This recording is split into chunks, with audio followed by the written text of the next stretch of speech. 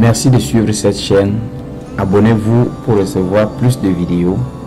Commentez et partagez.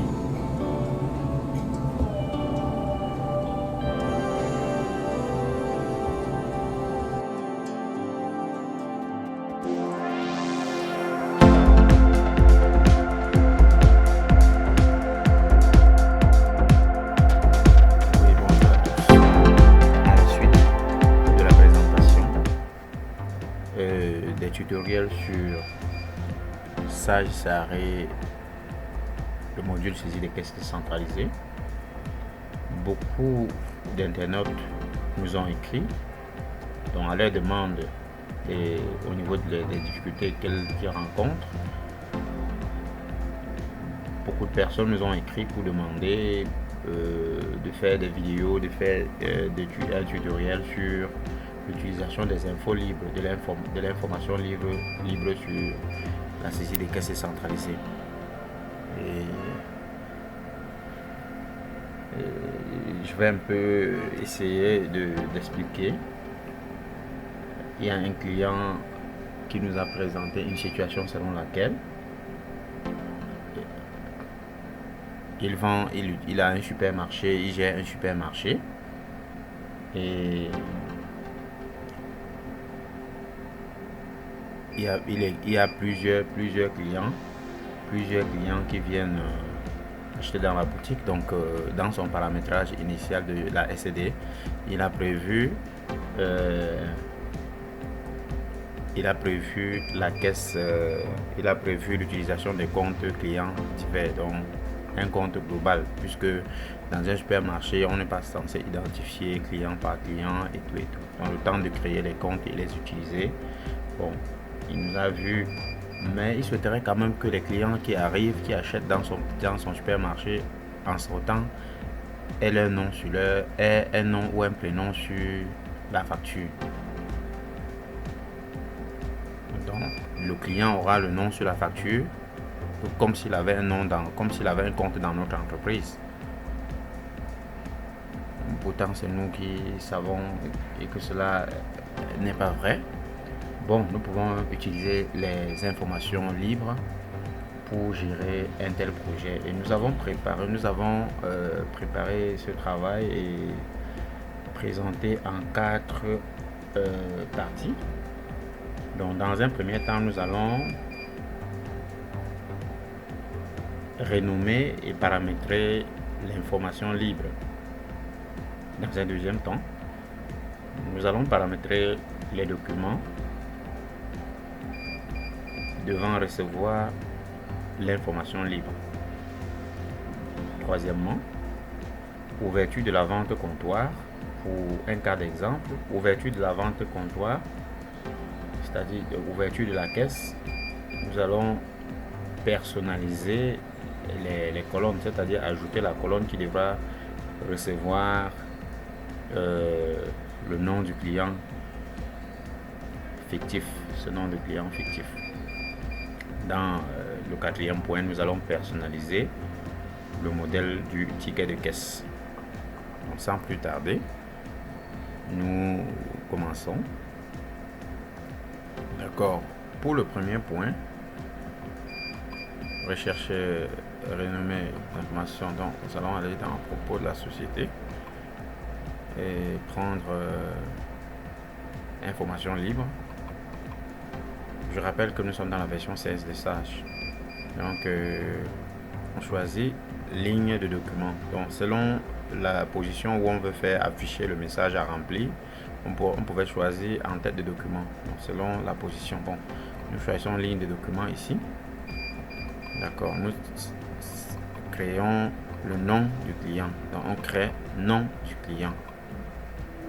On prend le type texte. La longueur 69 caractères. Donc le paramétrage ici est très important, donc il ne faut pas commettre des erreurs ici, sinon nous n'aurons pas le bon résultat.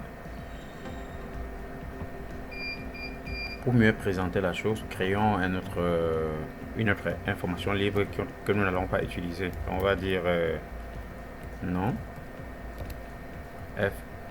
machin 69, vous voyez, c'est ça que je disais. Donc on peut créer ça comme ça. Donc pour le moment nous supprimons parce que c'est non client, nous avons besoin de non client. D'accord. Donc nous passons au deuxième point qui est le paramétrage du document de vente et recevoir, hein. D'accord, on reprend toujours. Cette fois-ci nous allons dans organisation. Nous allons dans organisation puisque nous avons parlé de documents utilisés. Le document à utiliser ici, nous avons choisi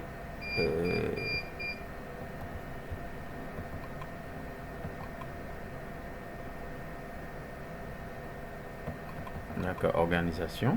Nous voyons document de vente ici, vente comptoir. Ça c'est un exemple. Si c'est dans le document de vente, dans le document de vente que nous voulons appliquer, on clique dessus. Si c'est dans le document de stock, bon, en fonction de l'endroit où on veut faire afficher les informations libres, on pourra choisir là. Donc nous arrivons ici. On peut choisir, comme c'est pour une vente comptoir au niveau de la SCD, on choisit, bon, ici premier écran, surtout bien vérifier ici. Après le choix du premier écran, nous allons choisir colonne parce que nous avons voulu afficher notre élément en saisie. Donc nous n'avons pas voulu afficher à l'entête. Si c'était à l'entête qu'on voudrait afficher, on choisirait affichage. Donc ici au niveau des colonnes, vous remarquez bien que au niveau de information libre 1, on a modifié information libre 1 par le nom du client. Donc ainsi de suite, si nous devons ajouter d'autres informations libres pour d'autres paramétrages. Donc ici, quand on arrive ici, quand on vient ici, c'est par défaut c'est masqué. C'est masqué pour le fichier ou c'est non disponible pour le fichier. Nous venons ici rendre ça obligatoire pour le fichier pour donner la possibilité au système de rappeler au cas où on oublierait de mettre le nom du client. Donc pour la troisième étape, comme je disais tantôt, on fait ouverture de la vente comptoir. Donc nous allons au niveau du traitement, ouverture des caisses, comme vous voyez. On ouvre une caisse. Vous avez ouvert une caisse. Nous allons logiquement aller au niveau de personnaliser la liste. Le nom client devrait se retrouver dans cette liste. Non client se retrouve ici et nous procédons par ajout, donc pour transférer au niveau de la colonne sélectionnée. C'est pour ça que ça se retrouve ici. Disons OK. Non client, vous voyez non client ici dans d'accord. Donc nous allons passer à l'exemple pour voir comment l'affaire fonctionne. Il ne s'agira pas chaque fois de valider après chaque vente de mettre le nom de ce client. Donc dès que la première vente prend le nom dès que le premier article du ticket prend le nom du client, tous les autres articles ne sont plus obligés de prendre le nom du client. Nous appelons des articles, premier article, le client prend 5 pièces.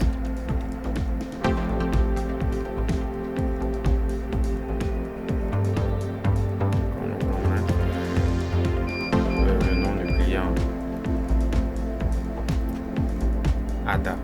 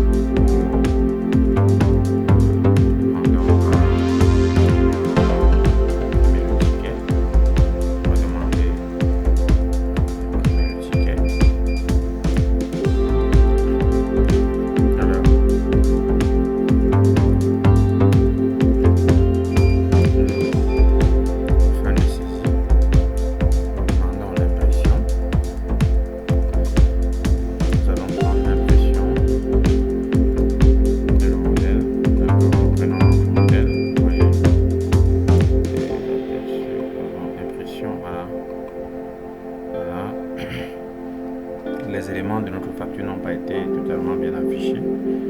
Mais l'avantage que nous voyons, c'est que le nom du client ADA que nous avons entré au moment d'enregistrement de la facture du client sont bel et bien sur le ticket. Donc ADA, c'était le nom du client que nous avions enregistré tout à l'heure. Merci. Oui, nous avons comme ça terminé avec la présentation. Comme nous vous avons dit, les informations libres peuvent nous permettre de faire plein de choses sur Sage et Sahari. Donc, faire afficher des informations, afficher des informations dans les documents, faire afficher au niveau des modèles d'impression